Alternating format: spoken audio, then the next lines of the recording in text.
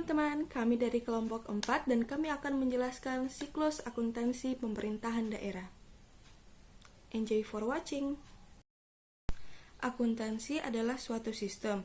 Sistem adalah suatu kesatuan yang terdiri atas subsistem atau kesatuan yang lebih kecil, yang berhubungan satu sama lain dan memiliki tujuan tertentu. Suatu sistem mengolah masukan atau input menjadi keluaran atau output. Input sistem akuntansi adalah bukti-bukti transaksi dalam bentuk dokumen atau formulir. Outputnya adalah laporan keuangan. Dalam proses akuntansi terdapat beberapa catatan yang dibuat. Catatan-catatan tersebut adalah jurnal, buku besar, dan buku pembantu. Sistem akuntansi dapat dijelaskan secara rinci melalui siklus akuntansi. Yang dimaksud dengan siklus akuntansi adalah serangkaian tahapan yang harus dilalui untuk merubah input menjadi output. Siklus akuntansi sederhana digambarkan oleh Bagan sebagai berikut. Siklus akuntansi dimulai dengan tahap menganalisis transaksi. Tahap kedua adalah menjurnal transaksi. Transaksi-transaksi pada awalnya dicatat secara kronologis di dalam jurnal sebelum dipindahkan ke buku besar akun-akun. Jadi, jurnal disebut dengan buku pencatatan awal. Tahap ketiga, transaksi yang telah dicatat dalam jurnal kemudian diklasifikasikan ke dalam buku besar per akun atau kode rekening. Tahap keempat, menyusun neraca saldo pada tanggal tertentu, misal akhir periode, saldo dari setiap akun atau kode rekening dari buku besar diiktisarkan atau dirangkum dalam neraca saldo. Tahap kelima, menjurnal dan memposting jurnal penyesuaian untuk transaksi pembayaran di muka atau pendapatan diterima di muka atau transaksi yang harus dibayar atau yang masih harus diterima. Tahap keenam, menyusun neraca saldo disesuaikan. Tahap ketujuh, menyusun laporan keuangan.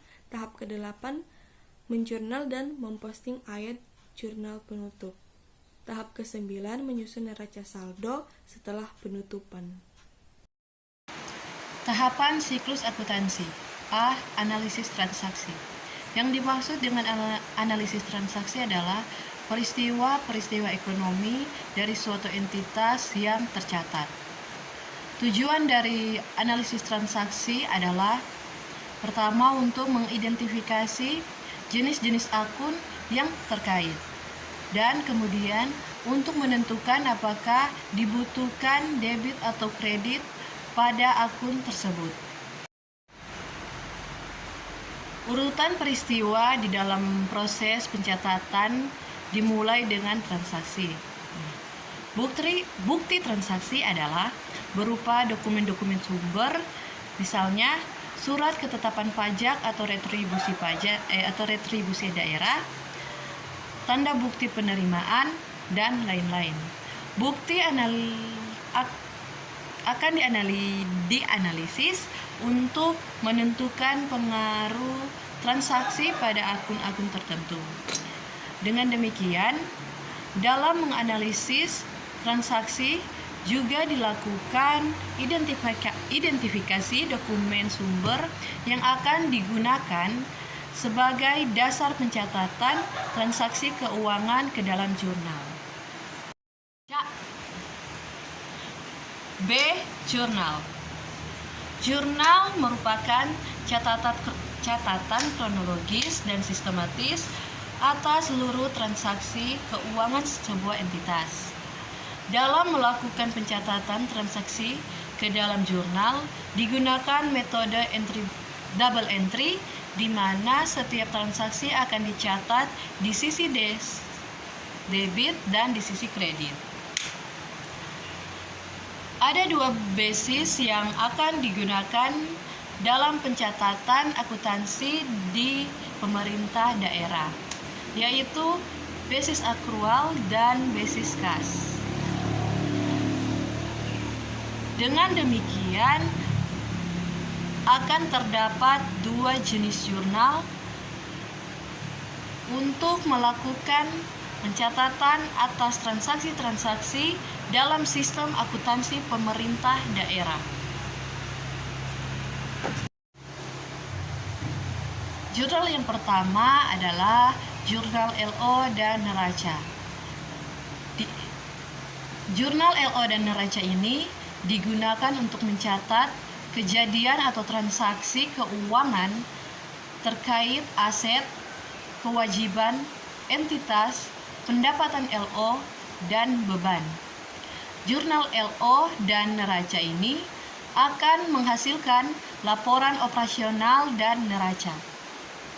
Jurnal yang kedua adalah jurnal LRA yang digunakan untuk mengakui adanya realisasi anggaran atas pendapatan LRA, penerimaan pembiayaan, belanja, transfer, dan pengeluaran pembiayaan. Jurnal LRA ini nantinya akan menghasilkan laporan realisasi anggaran dan laporan perubahan SAL.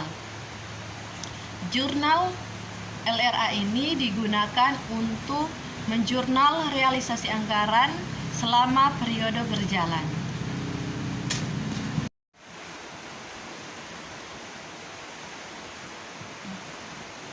C. Posting ke buku besar. Proses klasifikasi transaksi dari jurnal ke buku besar dikenal dengan istilah posting. Buku besar adalah kumpulan catatan transaksi per akun. Nah, setiap akun memiliki satu buku besarnya masing-masing, sehingga jumlah buku besar yang dimiliki sebuah entitas sama banyaknya dengan jumlah akun yang dimilikinya. Buku besar dibuat dalam sebuah format tertentu dan dengan aturan tertentu yang telah disepakati. D. Neraca saldo. Setelah selesai melakukan proses klarifikasi transaksi ke dalam buku besar, tahap selanjutnya adalah menyusun neraca saldo. Neraca saldo merupakan ikhtisar buku besar. PPK SKPD dan PPK PPKD dalam fungsi sebagai SKPD melakukan rekapitulasi saldo-saldo buku besar menjadi neraca saldo. Angka-angka saldo dari semua akun buku besar dipindahkan ke kolom neraca saldo dalam worksheet sesuai dengan posisi debit atau kredit dalam saldo di buku besar masing-masing. Neraca saldo merupakan sebuah daftar yang memuat nama setiap buku besar, kode rekening, dan saldonya pada tanggal tertentu. E. Jurnal penyesuaian. Jurnal penyesuaian dibuat di akhir periode akuntansi agar pendapatan dapat dicatat pada saat dihasilkan dan beban diakui pada saat terjadinya. Jurnal penyesuaian memungkinkan pelaporan aset, kewajiban, dan ekuitas yang tepat di neraca, serta jumlah surplus defisit yang tepat di laporan operasional untuk periode berjalan. Ada dua kelompok, yaitu beban dibayar di muka dan akrual. Pembayaran di muka terdiri atas beban dibayar di muka dan pendapatan diterima di muka atau pendapatan yang belum dihasilkan. Sedangkan yang terdiri dari akrual ada dua, yaitu akrual pendapatan dan akrual beban. Neraca saldo setelah penyesuaian. Setelah sejumlah penyesuaian dicatat dan diposting, neraca saldo setelah penyesuaian disusun berdasarkan akun-akun buku besar.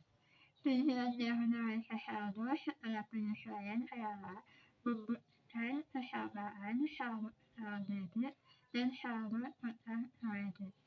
Di buku besar penyesuaian yang dibuat, akun-akun yang terdapat di neraca saldo setelah penyesuaian berisikan seluruh data yang dibutuhkan untuk menyusun laporan keuangan.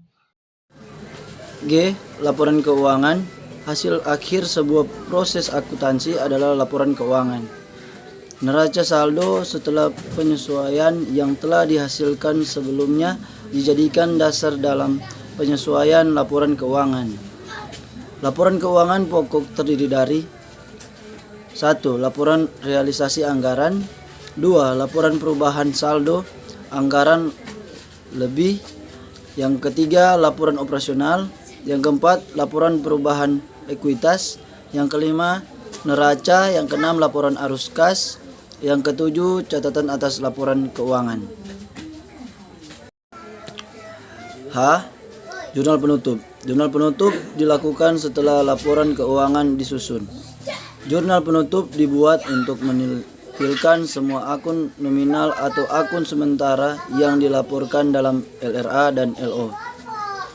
Hakikatnya, jurnal ini dibuat agar akun-akun sementara tersebut tidak muncul sebagai saldo awal pada tahun berikutnya di buku besar, karena akun-akun tersebut memang hanya untuk mengakumulasi transaksi selama satu periode. Jurnal penutup meliputi 1. Jurnal penutup LRA, yaitu untuk menutup saldo akun-akun LRA. 2. Jurnal penutup LO, untuk menutup saldo akun-akun LO. I. Menyusun neraca saldo setelah jurnal penutup. Jurnal penutup kemudian diposting ke buku besar. Setelah diposting, saldo di buku besar tersebut akan bernilai 0 atau nihil. Dengan demikian, pada awal tahun berikutnya tidak akan muncul saldo buku besar bersangkutan. Sehingga dengan demikian, saldo yang ada hanya saldo akun-akun real, yaitu akun-akun neraca atau persis seperti yang ditunjukkan di laporan keuangan berupa neraca.